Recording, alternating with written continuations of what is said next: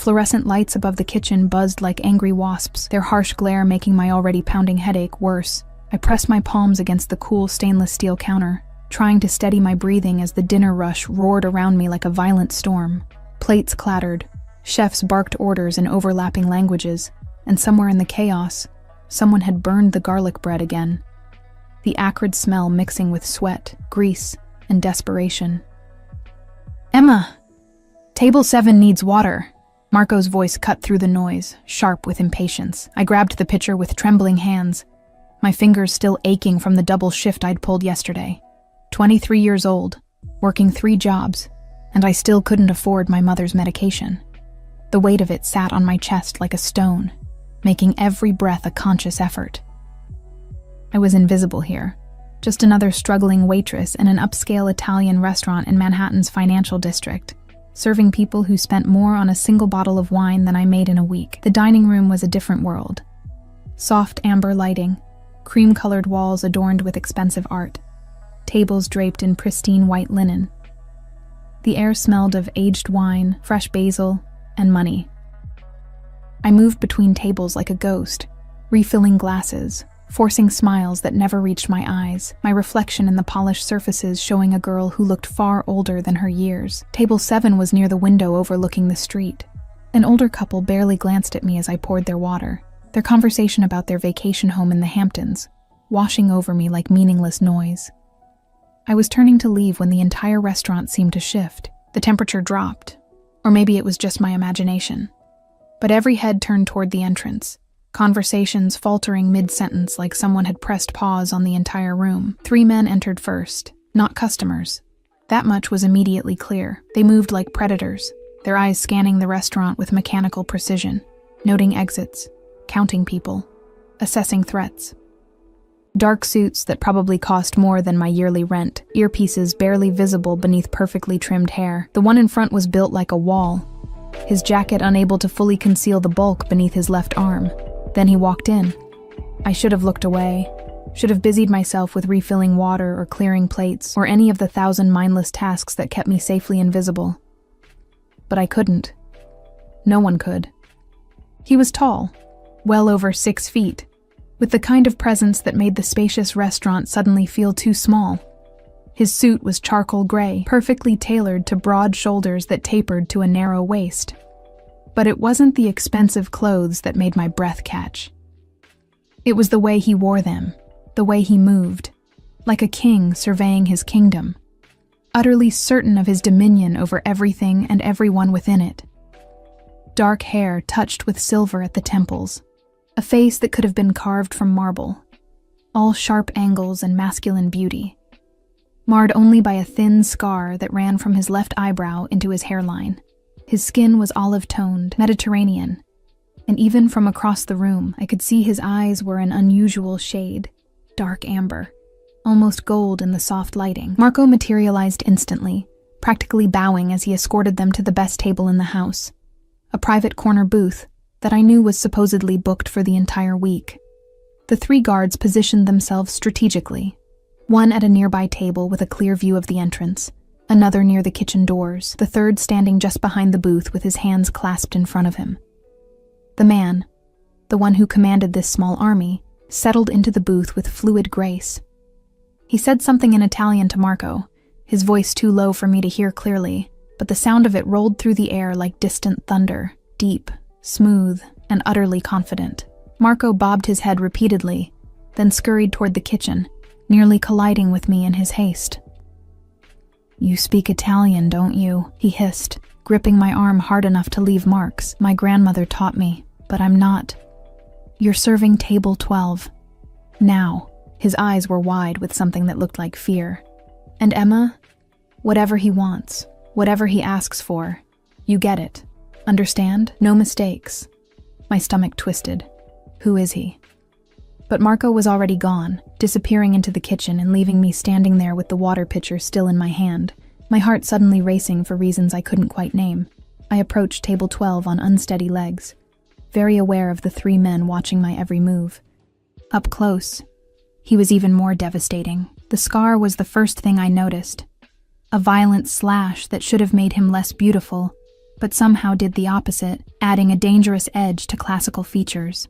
His hands rested on the table, large and elegant, but I could see the faint scars across his knuckles, the calluses that spoke of violence barely contained beneath the civilized veneer.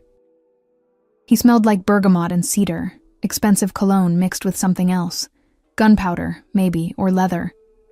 Something dark and masculine that made my pulse quicken despite every instinct screaming at me to run. "Buonasera," I said, my voice barely steady. "Posso offrirle qualcosa da bere?" "Can I offer you something to drink?" His head snapped up. Those amber eyes locked onto mine with an intensity that made my knees weak. For a long moment, he simply stared at me, his expression unreadable. The silence stretched until I could hear my own heartbeat pounding in my ears. "Lei parla italiano." His voice was even more hypnotic up close, each word precisely enunciated. "You speak Italian." "Sì, signore. My grandmother was from Napoli." Something flickered in those impossible eyes. "Napoletana. Interessante." He leaned back in the booth, studying me with the same intensity his guards had used to assess the restaurant for threats. "Come ti chiami?" "Emma, signore. Emma Rossi." He repeated my name like he was tasting it, rolling it on his tongue. "Your grandmother taught you well. Your accent is almost perfect. Thank you, sir." I clutched my notepad, trying to ignore the way his gaze made me feel stripped bare, like he could see every secret, every fear, every desperate thought I'd ever had. "Would you like to see a menu or—" "No menu." He waved one elegant hand dismissively. "Tell the chef I want whatever he recommends. Something traditional. And bring me a bottle of the Brunello di Montalcino, the 2015 if you have it." I scribbled the order, my handwriting shaky. "Of course. Will that be all?" "For now." I should have left then. Should have nodded and backed away and forgotten those amber eyes, and the way they seemed to see straight into my soul. But my mouth betrayed me. "Are you visiting New York, or—" The question tumbled out before I could stop it. Completely inappropriate, completely unprofessional. One dark eyebrow rose. Behind me, I could feel the guards stiffen, their attention sharpening to a razor's edge. But he smiled. Just barely.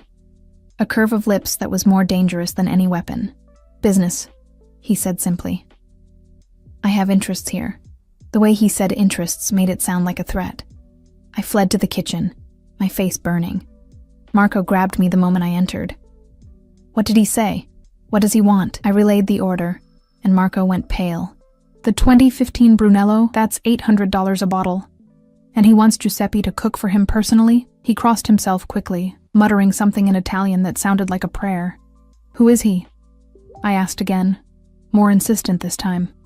Marco looked at me like I'd just asked why the sky was blue. "You really don't know."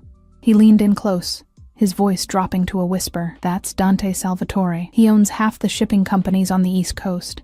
Restaurants, construction, waste management. If there's money in it, he has his fingers in it."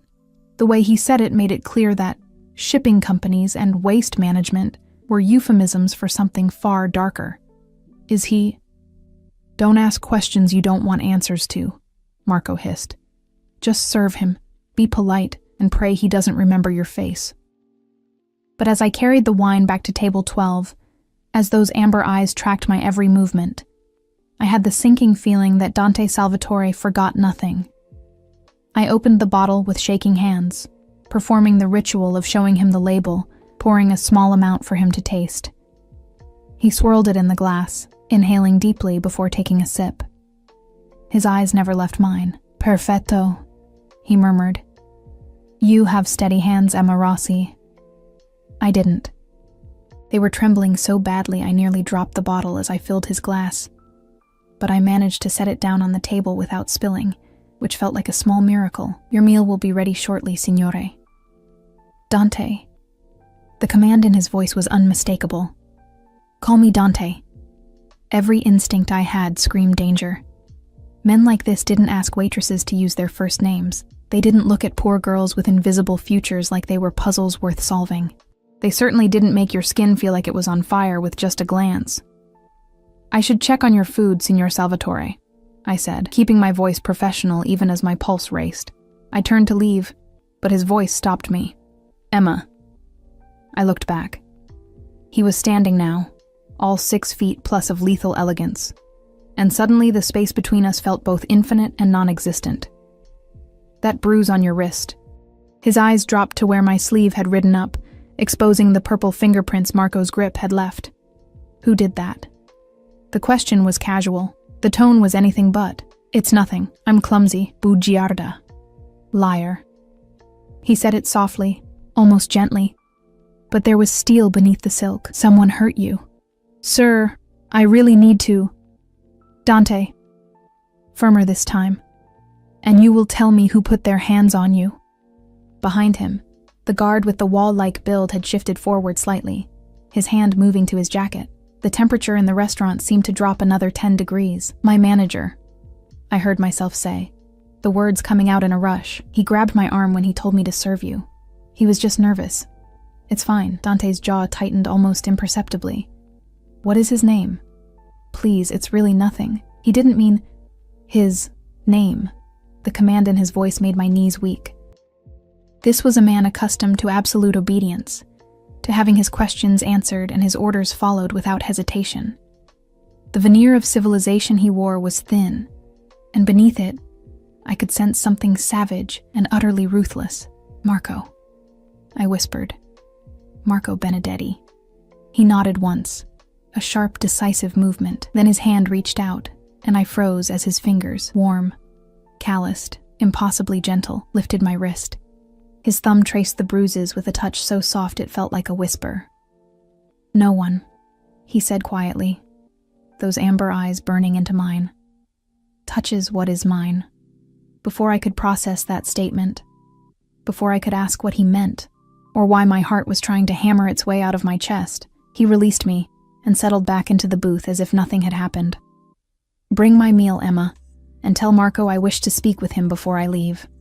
I practically ran to the kitchen, my wrist still tingling where he'd touched it, my mind reeling. The food was ready.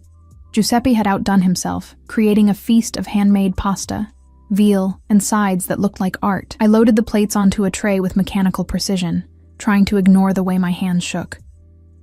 When I returned to table 12, Dante was on the phone, speaking rapid Italian in a voice too low for me to catch more than fragments. But what I did hear made my blood run cold. "Yes. I want it done tonight. I don't care about his excuses. He made a mistake, and mistakes have consequences." He ended the call as I approached, his expression smoothing back into that mask of cultured sophistication, but I'd heard the ice in his voice, seen the predator behind the prince. I served his meal in silence, my mind screaming at me to stay away, to keep my distance, to remember that men like Dante Salvatore were poison wrapped in silk. But when I set down the last plate and turned to leave, his hand caught my wrist again, the same one Marco had bruised. "Stay," he said. "It wasn't a request. I have other tables. They can wait." He released my wrist but gestured to the booth across from him. "Sit with me, Emma Rossi. I find I don't like eating alone." Every rational thought I had told me to refuse, to make an excuse, to run as far and as fast as I could from this beautiful, dangerous man, and the darkness that clung to him like a second skin. But I sat, and as those amber eyes locked onto mine with an intensity that made breathing difficult, as that small, dangerous smile curved his lips, I realized I just made the most catastrophic mistake of my life. I just didn't know yet exactly how catastrophic it would be. The next morning, I woke with Dante Salvatore's face burned into my memory like a brand. I'd barely slept, tossing in my cramped studio apartment as sirens wailed outside, and my neighbor's television blared through paper-thin walls. Every time I closed my eyes, I saw amber eyes studying me like I was a puzzle he was determined to solve, felt a ghost of his fingers on my wrist, heard that deep voice saying words that made no sense. What is mine? I wasn't his. I wasn't anyone's. I was just a broke waitress trying to survive in a city that chewed up girls like me and spit them out without a second thought. The restaurant didn't open until 4, but I had my morning shift at the coffee shop in Hell's Kitchen, followed by 3 hours of data entry for a company I'd never even seen the inside of, everything done remotely from my laptop at the public library. I stumbled through my tiny bathroom, splashing cold water on my face because the hot water heater had died again, and stared at my reflection in the cracked mirror. Dark circles under green eyes. Pale skin stretched too tight over sharp cheekbones. My grandmother's Italian coloring had skipped me entirely. I'd inherited my Irish mother's fair complexion and my absent father's eyes. I looked exhausted, haunted. The bruises on my wrist had darkened overnight. 5 perfect fingerprints in varying shades of purple and yellow. I pulled on my coffee shop uniform. Black pants, white shirt, green apron, and was halfway out the door when my phone buzzed. Unknown number. A car will collect you at 3:30 p.m. to bring you to work. Don't be late. D. My heart stopped, then started again. Racing like a frightened rabbit, I stared at the message, reading it 3 times, 4, trying to make sense of it. How did he have my number? Why would he send a car? What did he want?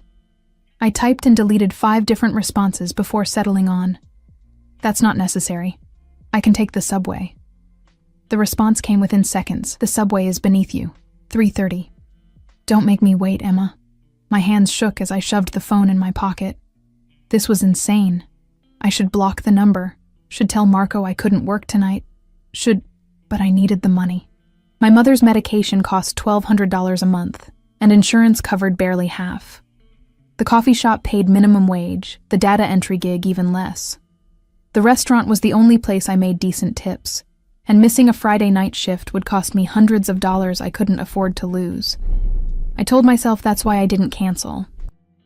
Why I went through my day in a fog, spilling coffee and making mistakes on spreadsheets, counting down the hours until 3:30 with a mixture of dread and something else I refused to name.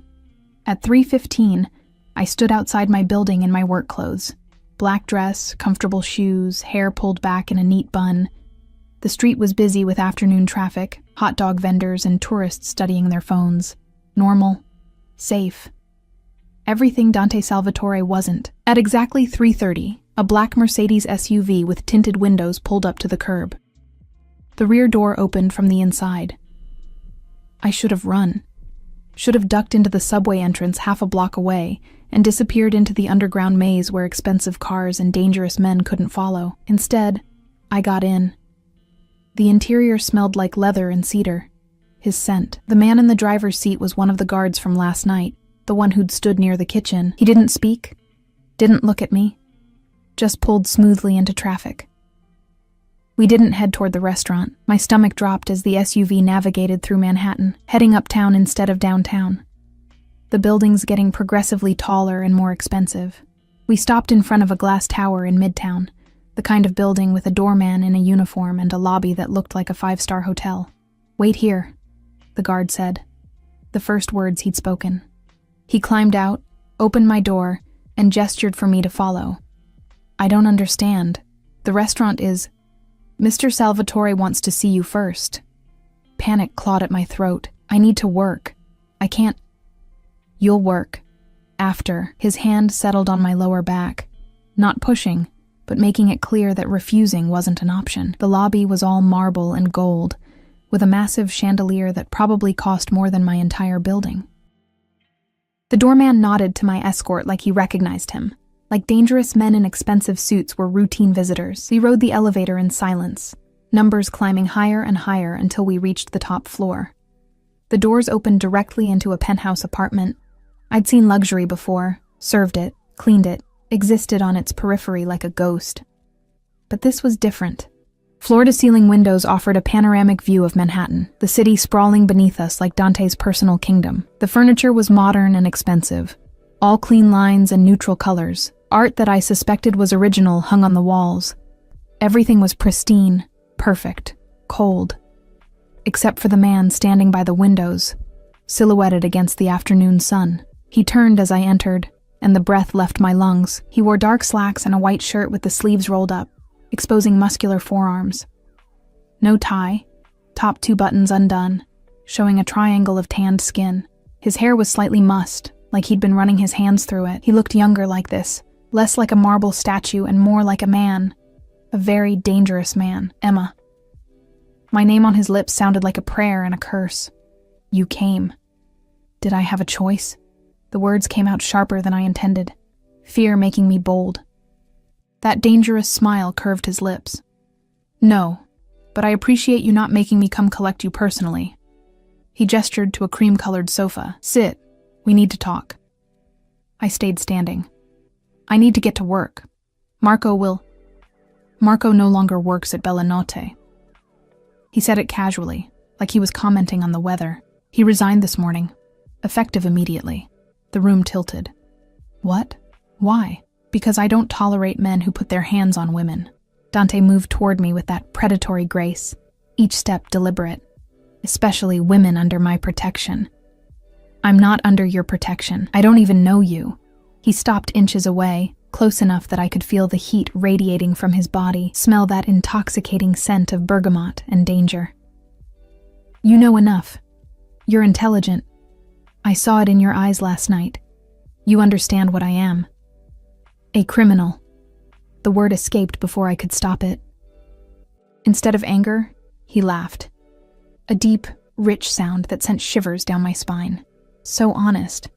Most people are too afraid to speak the truth to my face. His hand reached up, and I flinched instinctively. He froze, something dark flashing through his eyes. I won't hurt you, Dolcezza. Never you. His fingers traced my jaw with impossible gentleness, tilting my face up to meet his gaze. This close, I could see flecks of gold in the amber of his eyes, could see the faint scar tissue on his left cheekbone, could count his heartbeats in the pulse visible at his throat. Why am I here? I whispered. Because from the moment you spoke Italian to me, from the moment I saw the intelligence in your eyes and the pride you carry despite your circumstances, I knew you were different. His thumb brushed my lower lip, and I couldn't stop the small gasp that escaped. Because I haven't been able to think of anything but you for 16 hours. Because I want you, Emma Rossi, and I always get what I want. I'm not something you can just take. No. His smile was pure sin. You're something I'll make come to me willingly. Before I could respond, before I could tell him how insane this was, his phone buzzed. He pulled it out with his free hand, still holding my face captive with the other, and his expression went cold. Excuse me. He released me and stepped away, answering in rapid Italian. Che cosa? Quando? What? When? I stood frozen, my face still tingling where he'd touched me, my mind screaming at me to run while he was distracted. But my feet wouldn't move. I watched as his jaw tightened, as violence flickered behind those amber eyes. Find him, he snarled into the phone. I don't care if you have to turn over every rock in the city. Find him and bring him to me alive. I want to look him in the eyes when He caught himself, glancing at me. Switched to Italian. Voglio che soffra. Lentamente. I want him to suffer. Slowly. He ended the call and turned back to me, his expression smoothing back into that cultured mask. But I'd seen beneath it now. I'd seen the monster. Business. He said simply. Nothing for you to worry about. Who are you looking for? I don't know why I asked. Didn't want to know, really. But the words came anyway. His eyes narrowed. Your Italian is better than you claimed. Not a question. An accusation. Heat crept up my neck. I understood some of it, clearly. He moved to a bar cart, poured amber liquid into a crystal glass. The man I'm looking for stole from me. A significant amount of money and something far more valuable. Trust. In my world, that betrayal has only one ending. Death. I said it flatly, all the air leaving my lungs. He took a slow sip of his drink, his eyes never leaving mine. You say it like you disapprove. I do. Even though this man's theft has consequences that ripple outward, even though his actions might have cost innocent people their livelihoods, their safety, he set down the glass. The world isn't black and white, Emma. It's 1,000 shades of gray, and men like me exist in the darkest ones to keep the lighter ones safe. That's a convenient justification for murder. Instead of anger, he looked almost pleased. There's that fire, that spine of steel hiding inside your fragile exterior. He closed the distance between us again. Do you want to know the truth? The real reason you're here? Yes. The man I'm looking for is named Vincent Caruso. 3 months ago, he embezzled $2 million from one of my businesses. But more importantly, He was sleeping with a woman, got her pregnant, promised her marriage, the whole fairy tale. His voice went cold. Then he disappeared with my money and left her alone, scared, carrying his child. My breath caught. Why do you care about her? Because she came to me begging for help finding him. Because she's 22 years old and terrified and has no one else to turn to. His hand cupped my cheek again, forcing me to look at him. Because I don't tolerate men who abandon women they've sworn to protect. There was something in his voice, something raw and painful beneath the ice. A story there. A wound that hadn't healed. Where is she now? The pregnant woman? Safe.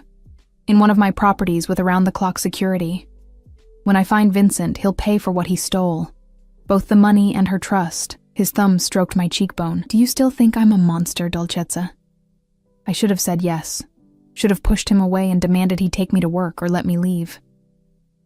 But the way he looked at me, the gentleness in his touch that contrasted so violently with the darkness in his words, made my answer stick in my throat. I think you're dangerous, I whispered instead. I am. Especially to you. He leaned closer, his lips nearly brushing my ear. Because I'm going to make you need me, Emma. I'm going to become as essential to you as breathing. And then you'll understand that there's no escape from this. From me. From what we're going to become to each other. You're insane. But my voice shook, and we both knew it wasn't entirely from fear. Perhaps. He pulled back, and I immediately felt the loss of his heat. But let me make you an offer. Work for me. What? I need a translator. Someone I can trust in meetings with my Italian associates. Someone who understands both languages, both cultures. He named a monthly salary that made my knees weak. More than I made in 6 months at all 3 jobs combined. You'll work normal hours, have weekends off, health insurance for you and your mother. I stared at him. How do you know about my mother? That dangerous smile. I know everything about you, Emma.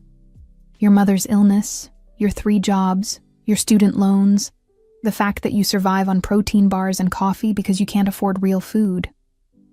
He moved to his desk, pulled out a folder, and handed it to me.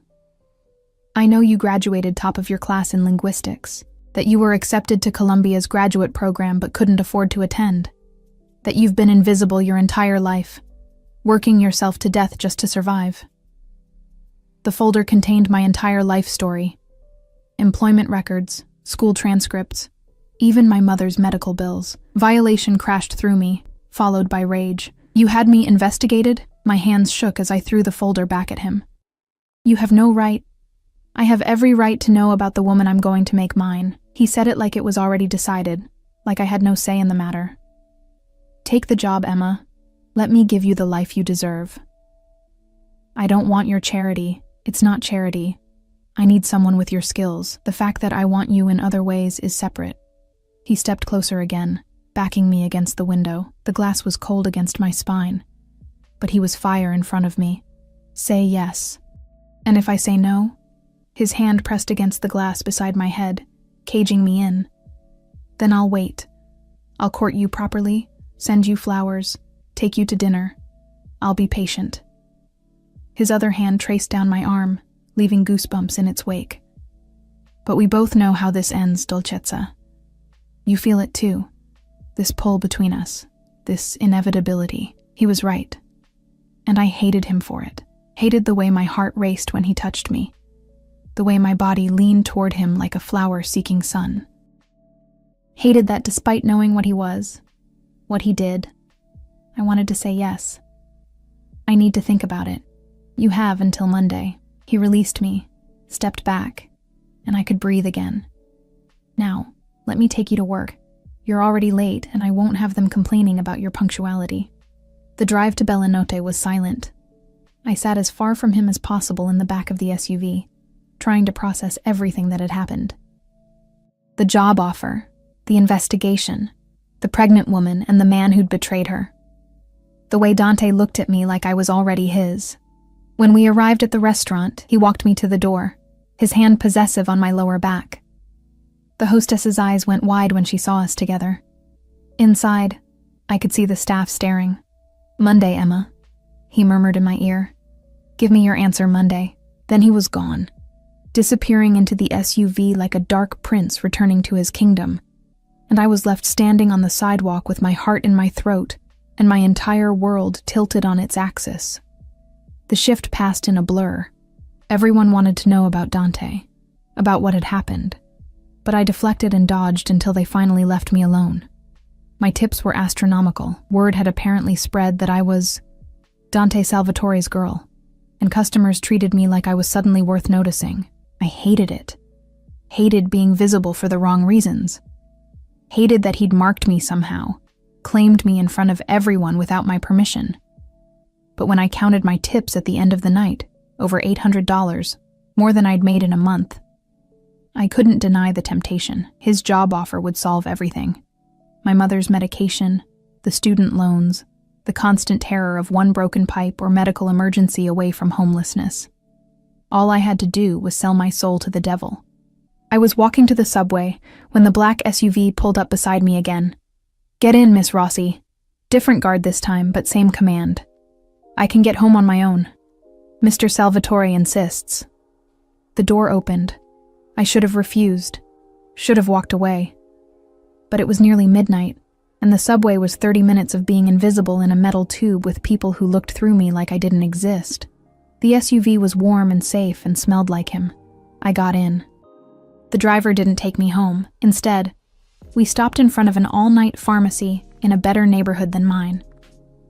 "Mr. Salvatore asked me to ensure you pick up your mother's medication," the guard said, handing me a credit card.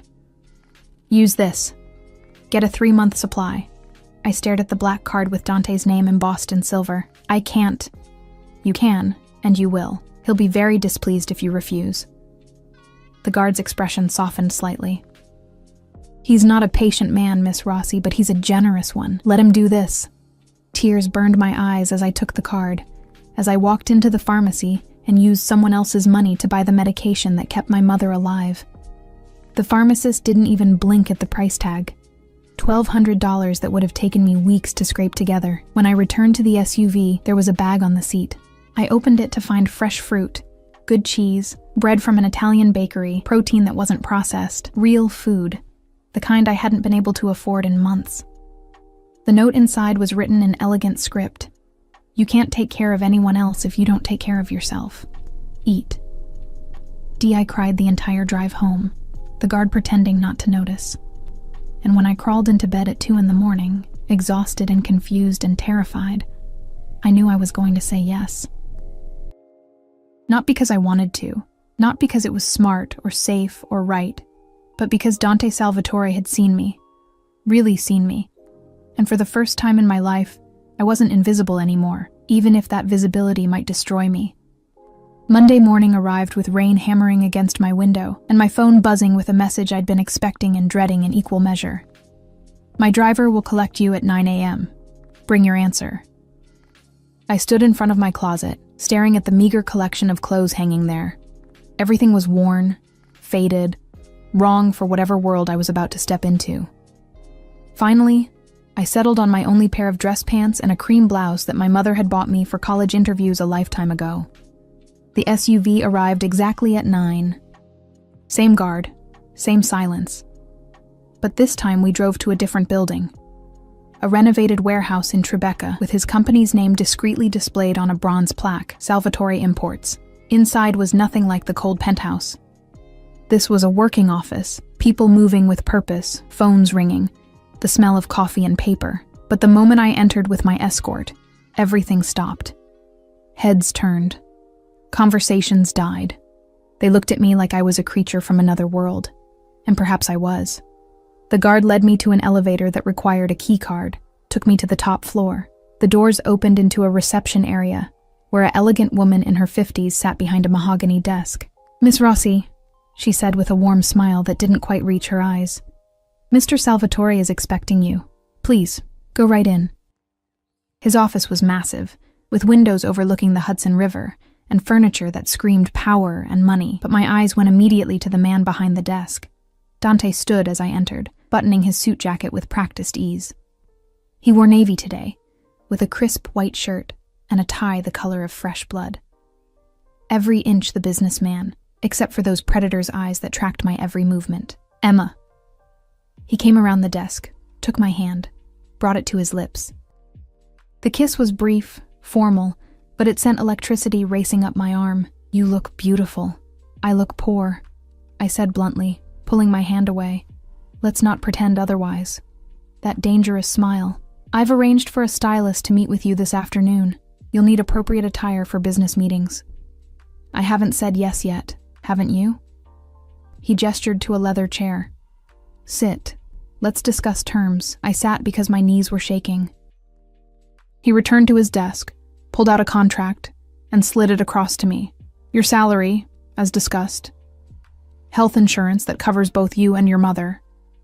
I took the liberty of reviewing her medical needs with my personal physician. He believes he can reduce her medication costs significantly through a different treatment protocol. My throat tightened. Why are you doing this? Because I can. Because I want to. He leaned back in his chair, studying me. Because every time I close my eyes, I see you struggling under a weight no one should carry alone. Because it offends me that someone with your intelligence, your fire, has been made invisible by a system designed to keep people like you in their place. People like me. Poor. Forgotten. Disposable. He said it without malice, just cold fact. The world is designed to crush people like you, Emma. I'm offering you a way out. At what price? I met his eyes. What do you really want from me? He was silent for a long moment, those amber eyes boring into mine. Finally, he stood and came around the desk, leaning against it directly in front of me. The truth? Everything. His hand cupped my jaw, tilting my face up. I want you in my office during the day and in my bed at night. I want to dress you in silk and diamonds, want to see you shine the way you were meant to. I want to own every smile, every laugh, every desperate little sound you make when I touch you. Heat flooded through me, followed immediately by anger. I'm not a possession. No. You're something far more valuable. His thumb brushed my lower lip. You're a choice I'm making. The question is whether you'll choose me back. I should have slapped him, should have walked out, but his touch made thinking impossible, made every rational argument dissolve like sugar in rain. This is insane, I whispered. You don't even know me. I know enough. I know you're loyal. You work yourself to death for a mother who barely remembers your name half the time. I know you're proud.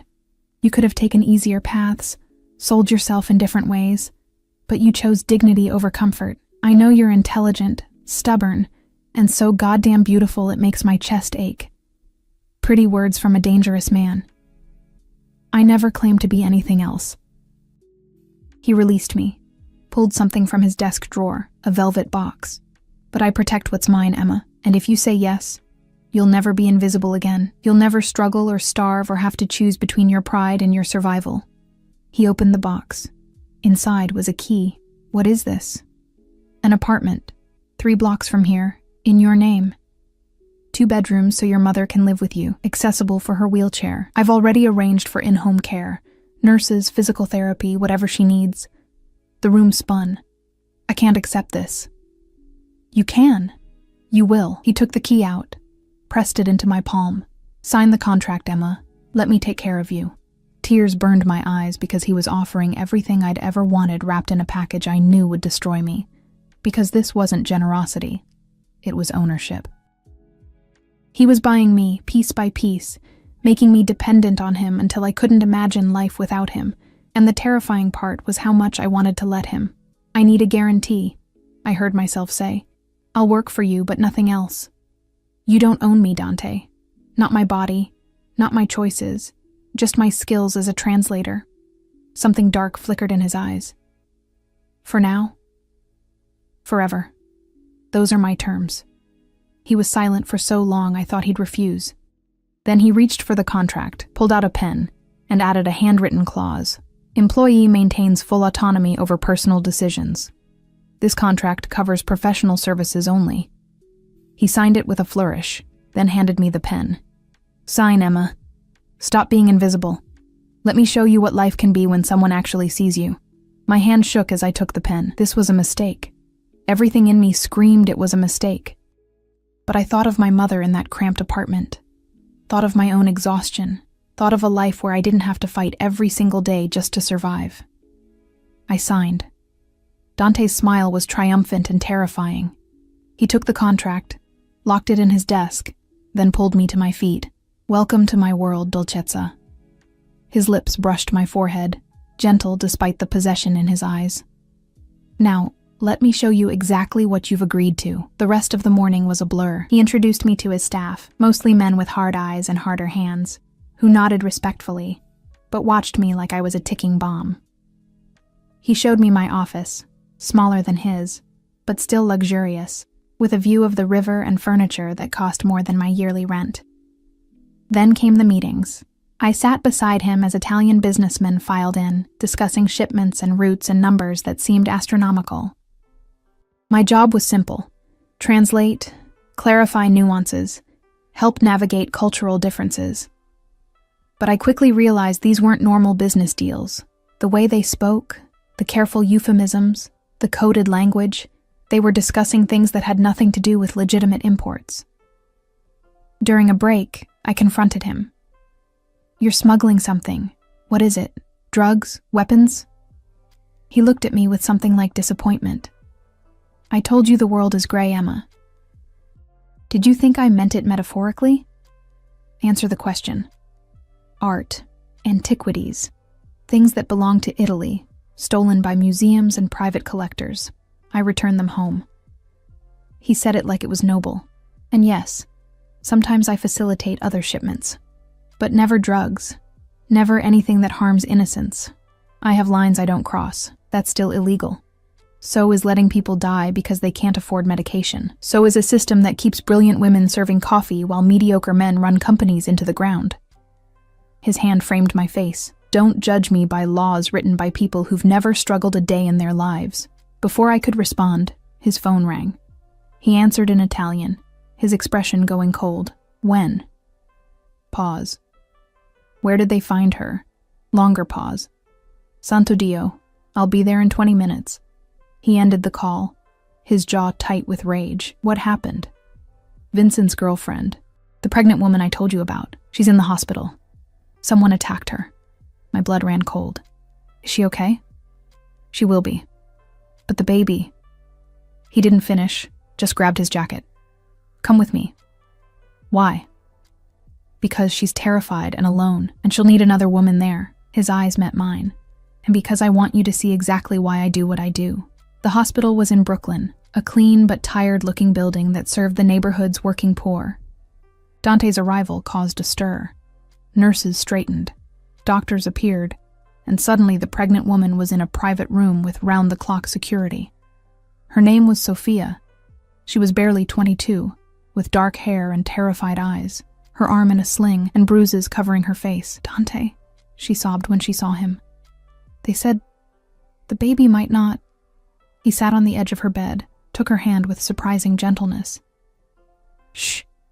The doctors are doing everything they can. Tell me what happened." Between sobs, the story came out. 2 men had grabbed her outside her building, demanding to know where Vincent was. When she couldn't tell them, they'd beaten her and left her in the alley. Dante's face could have been carved from stone. "Did you recognize them?" "No. But one of them, he had a tattoo. A snake. On his neck." Something flickered in Dante's eyes. Recognition. Rage. "Rest now. Emma will stay with you." He stood, gestured for me to follow him into the hallway. "I know who sent them," he said quietly. "A rival who's been trying to move into my territory. He must have found out about Sophia, thought he could use her to get to Vincent or to me." "What are you going to do?" The look he gave me was pure predator. "What I always do to people who hurt women under my protection. I'm going to make them wish they'd never been born."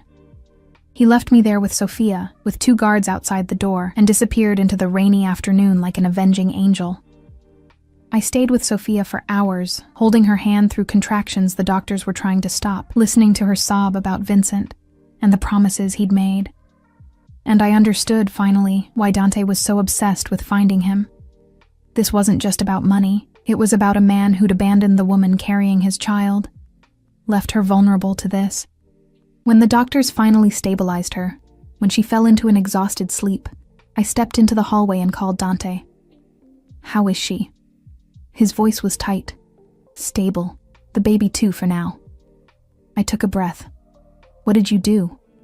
"What needed to be done. The men who hurt her won't hurt anyone else." "Did you kill them?" "Would it bother you if I had?" I thought about Sophia's terrified face, her broken sobs, the baby fighting to survive. "No," I whispered. "It wouldn't." His sharp intake of breath.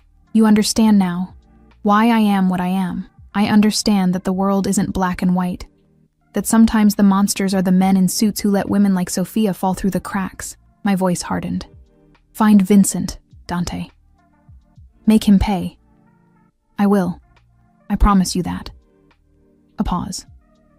"My driver will take you to your new apartment. The movers have already transferred your and your mother's belongings. Get some rest, Emma. Tomorrow we continue." The call ended, and I stood in that hospital hallway, staring at my reflection in the dark windows. The woman looking back at me wasn't the same one who'd served Dante Salvatore 3 days ago. That woman had been invisible, powerless, afraid. This woman had power now, had made a deal with the devil and discovered that sometimes the devil protected the people everyone else forgot. And as I rode home to an apartment I hadn't earned but desperately needed, I realized I'd crossed a line I could never uncross. I was Dante Salvatore's now, not his possession, not yet, but his employee, his responsibility, his protected. And God help me, I wasn't sure I wanted to go back. The apartment was everything he'd promised and more. Hardwood floors, floor-to-ceiling windows, furniture that looked like it belonged in a magazine. My mother sat in her wheelchair by the window, a nurse beside her, looking more alert than I'd seen her in months. "Emma?" Her voice was fragile, confused. "Where are we?" I knelt beside her, taking her thin hands. "Home, Mama. Our new home." Over the next few weeks, I fell into a rhythm that felt both surreal and dangerously comfortable. I'd wake in my own bedroom, with a real mattress and blackout curtains, make coffee in a kitchen with appliances that actually worked, then ride to work in Dante's car. The office became familiar. I learned the names of his men: Marco the enforcer, Alessandro the accountant, Giuseppe who handled logistics. I sat in meetings and translated conversations about art shipments and territory disputes, carefully not thinking too hard about what it all meant. And Dante? Dante was everywhere. He'd appear in my office doorway with espresso from the cafe he knew I liked. He'd brush past me in the hallway, his hand lingering on my lower back. He'd call me into his office for consultations that felt more like excuses to be near me. But true to the contract, he never pushed, never demanded more than I'd agreed to give. It was driving me insane. "You're playing with fire," my mother said one evening, during one of her lucid moments.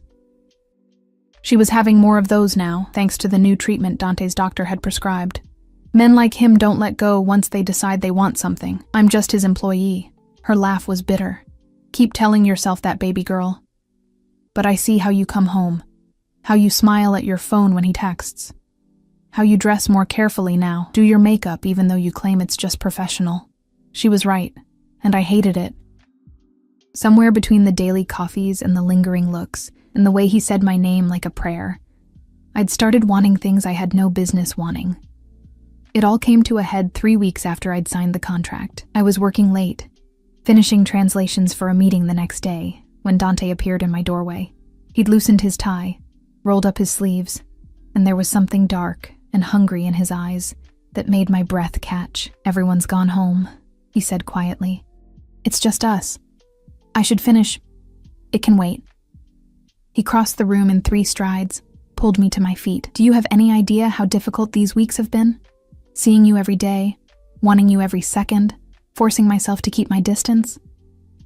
Dante, I dream about you, Emma, every night. I wake up hard and aching, imagining all the ways I want to touch you, taste you, make you mine." His hand slid into my hair, tilting my face up. "Tell me you don't feel it too. Tell me I'm alone in this madness." I should have lied, should have stepped back, reminded him of our agreement, but his scent surrounded me. His heat called to something desperate and hungry inside me, and I was so tired of pretending. "You're not alone," I whispered. His groan was pure surrender. His mouth crashed onto mine, hungry and demanding, and I opened for him like I'd been waiting my entire life for this kiss. He tasted like whiskey and sin, his tongue claiming mine with an expertise that made my knees weak. His hands were everywhere, in my hair, on my waist, sliding down to cut my ass and lift me onto my desk. Papers scattered, my laptop nearly tumbled to the floor, but neither of us cared. I wrapped my legs around his waist, pulling him closer, desperate for more. "Emma," he groaned against my lips. "Tell me to stop. Tell me you don't want this. Don't stop." I pulled at his tie, fumbling with the buttons of his shirt. "Please, Dante, don't stop." He made a sound like a man breaking, his hands sliding under my blouse, finding the curve of my breast through my bra. I arched into his touch, gasping, and he swallowed the sound with another devastating kiss. His phone rang. We both froze. He pulled back slightly, his breathing ragged, conflict clear in his eyes. "Ignore it," I begged, pulling him back. But it rang again, and again. With a curse that would have made a sailor blush, he pulled away completely and answered, "This had better be life or death." Whatever he heard made his expression go deadly cold. "Where?" Pause. "I'll be there in 10 minutes. He ended the call, his jaw tight with frustration and rage. "They found Vincent." I straightened my clothes with shaking hands. "Where?" "Atlantic City, in a casino, living well on my money while Sophia fights for her baby's life." He ran a hand through his hair, and I could see the effort it took him to shift gears, to become the cold, dangerous man instead of the one who'd been kissing me like I was oxygen. "I have to go. Now. Take me with you." His eyes snapped to mine. "Absolutely not. You said you protect what's yours. Sophia is yours to protect, and I've been sitting with her every day. She trusts me. When you bring Vincent back, she'll need someone there." I stood, straightening my spine. "Take me with you, Dante." For a moment, I thought he'd refuse. Then that dangerous smile curved his lips. "You're not just translating anymore, are you, Dolcezza? You're becoming part of this world. Maybe I already am." The drive to Atlantic City took 2 hours in Dante's private car, a bulletproof Mercedes with 3 escort vehicles. I sat beside him in the back, very aware of the guns his men carried, of the tension radiating from Dante like heat from a furnace. "When we find him," Dante said quietly, "stay in the car. What I'm going to do, you don't need to see it." "What are you going to do?" "Make him understand the consequences of his choices." His hand found mine, squeezed gently. "He hurt Sophia, left her alone and vulnerable. In my world, that debt must be paid." We arrived at the Borgata just after midnight. Dante's men had already located Vincent, a private poker room on the high roller floor. We took the elevator up, Dante's presence making the other passengers nervous enough to exit early. The casino was all lights and noise, the smell of cigarette smoke and desperation. Dante moved through it like a shark through water, people instinctively clearing a path. His men flanked us, their eyes constantly scanning for threats. The poker room was behind a velvet rope, guarded by casino security. One look at Dante, one whispered word from Marco, and we were through. Vincent Caruso sat at a table with 4 other men, a pile of chips in front of him and a drink in his hand. He was handsome in a slick way, early 30s, wearing an expensive suit that my money had probably paid for. He looked up as we entered, his face going white. "Dante, I can explain. Stand up." Dante's voice was arctic. "Now." Vincent stood on shaking legs. The other players quickly excused themselves, recognizing danger when they saw it. Within seconds, the room was empty except for Vincent, Dante, his men, and me. "I was going to pay you back," Vincent stammered. "I just needed time to... Where's my money? Most of it's gone. But I can get it back, I swear. Just give me a few months." Dante moved so fast I barely saw it. One moment he was standing across the table. The next he had Vincent pinned against the wall, one hand around his throat. "Sophia is in the hospital," Dante said softly, the quiet more terrifying than any shout. "Your baby might not survive. Do you know why? Because men came looking for you, and when they couldn't find you, they took their frustration out on her." Vincent's eyes widened with what might have been genuine shock. What? No. I didn't know. You didn't know because you ran like a coward. You got her pregnant, promised her a future, then disappeared. Dante's hand tightened. Men who abandon their responsibilities to women don't deserve to breathe my air. Please. Vincent choked out. I'll make it right. I'll marry her, take care of the baby. Now you want to make it right? When there's a gun to your head? Dante released him with disgust. You don't get to decide anymore, Vincent. Your choices are over. He gestured to Marco, who produced a phone and thrust it at Vincent. Call her. Tell her you're sorry. Beg for her forgiveness. With shaking hands, Vincent dialed. I heard Sophia's frightened voice answer, heard Vincent's sobbing apology, his promises to make things right. It was pathetic and desperate and probably sincere in that moment. When the call ended, Dante took the phone back. Marco, take him to the car. We're bringing him back to New York. What are you going to do to me? Vincent's voice cracked. Dante's smile was cold. That depends on Sophia. If she wants you dead, you die. If she wants you to live and be a father to your child, you'll work for me until every penny is repaid, and you'll marry her and be the man you should have been from the start. He leaned closer. But if you ever run again, if you ever make her cry, if you're anything less than the perfect husband and father, I'll make you wish I'd killed you tonight. Understood? Vincent nodded frantically, and Marco dragged him out. I stood there, my heart pounding, staring at Dante. This man who kissed me like I was precious, who bought my mother's medication and gave us a home, had just threatened another man's life with the casualness of ordering coffee. And I wasn't horrified. I was impressed. Emma. He turned to me, his expression softening. I'm sorry you had to see that. Don't be. I crossed to him, placed my hand on his chest. You gave him a choice, more mercy than he deserved. You're not afraid of me. It wasn't a question, but there was wonder in his voice. I'm terrified of you, I admitted. But not because I think you'll hurt me, because of how much I want you to. His eyes darkened. Careful, Dolcezza, say things like that, and I'll forget every promise I made about keeping my distance. Maybe I want you to forget. The air between us crackled with tension. He pulled me against him, his mouth finding mine again, and this time there was no phone to interrupt, no emergency to pull us apart, just his hands in my hair, his body hard against mine, and the terrifying, exhilarating knowledge that I was falling for a man who could destroy me. When we finally broke apart, both breathing hard, he rested his forehead against mine. Come home with me tonight, he whispered. Not to my bed, not yet, but come home with me. Let me hold you.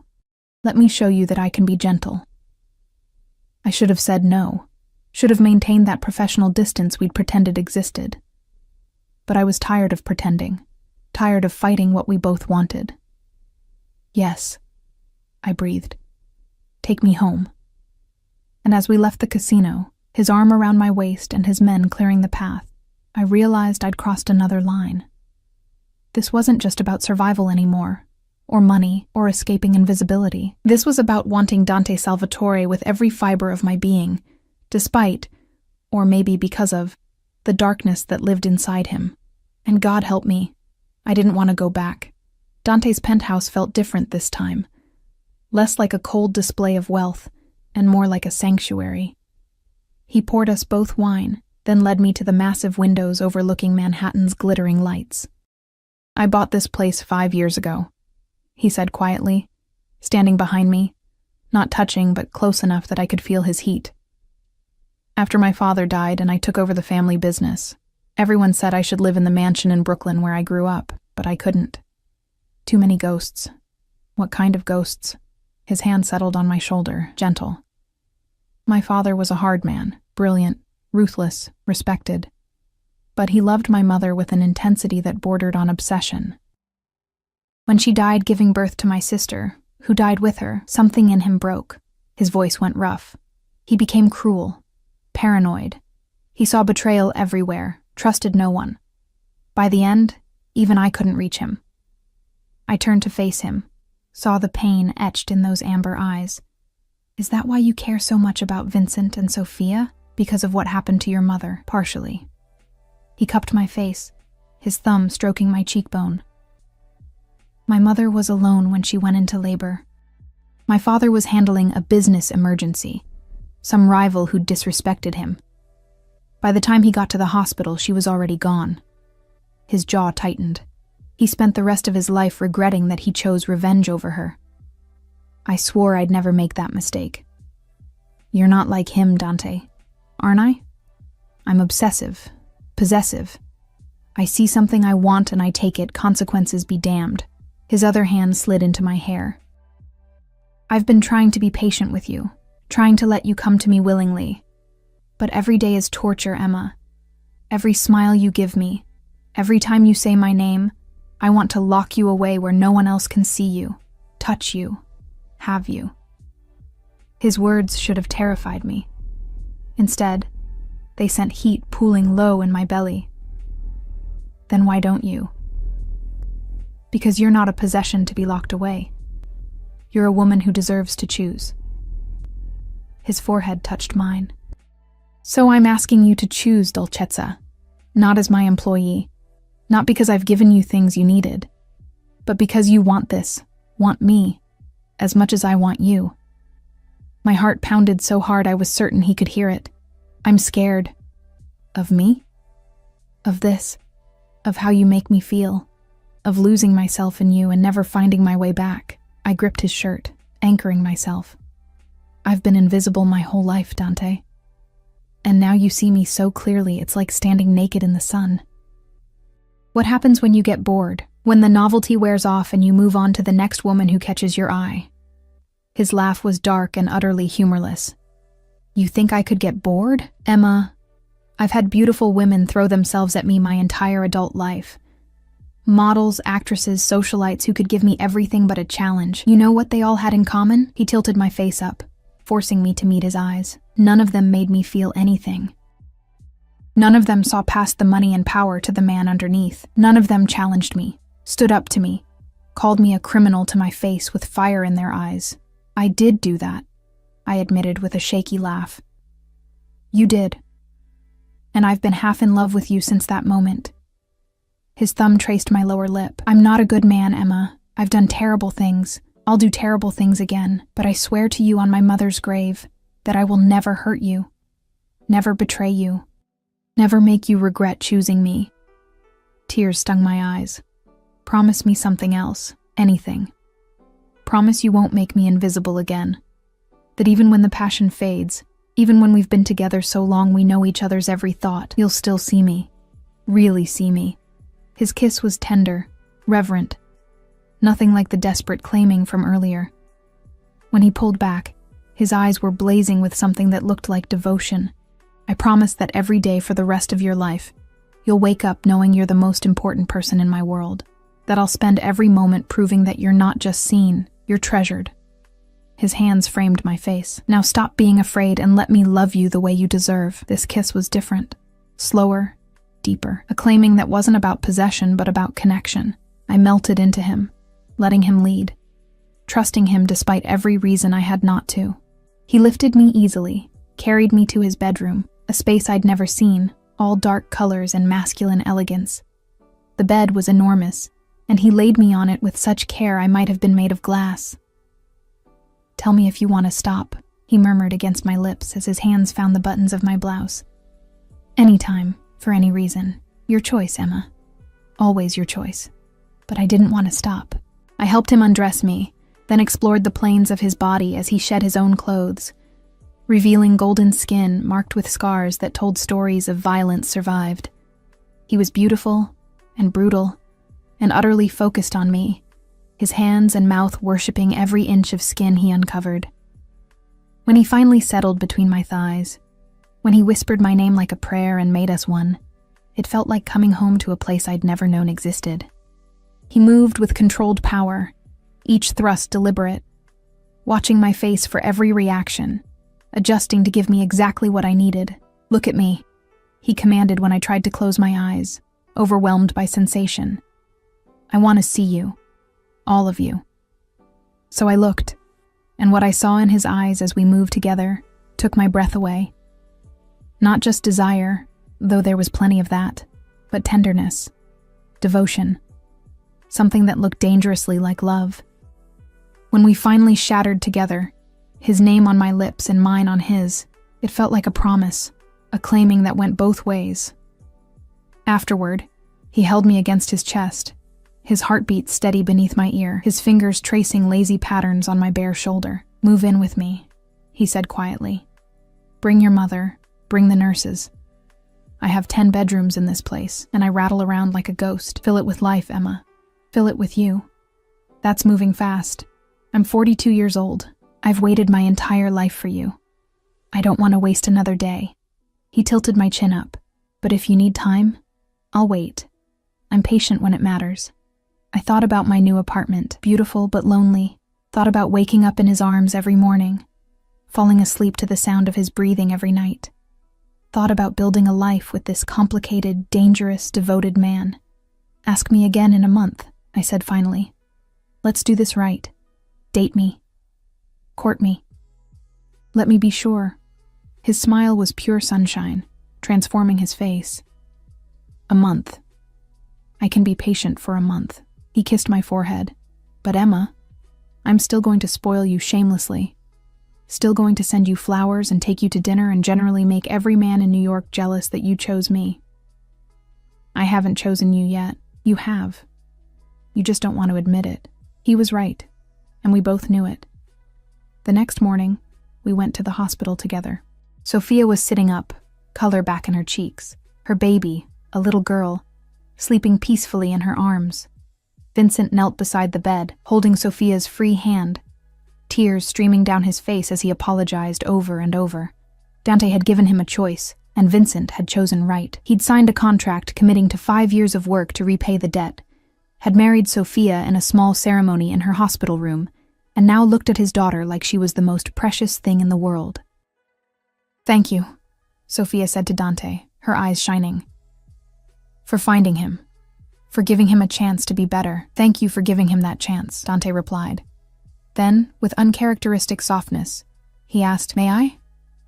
Sophia nodded, and Dante carefully took the baby, cradling her with surprising expertise. Something in my chest cracked, watching this dangerous man hold a newborn with such tenderness.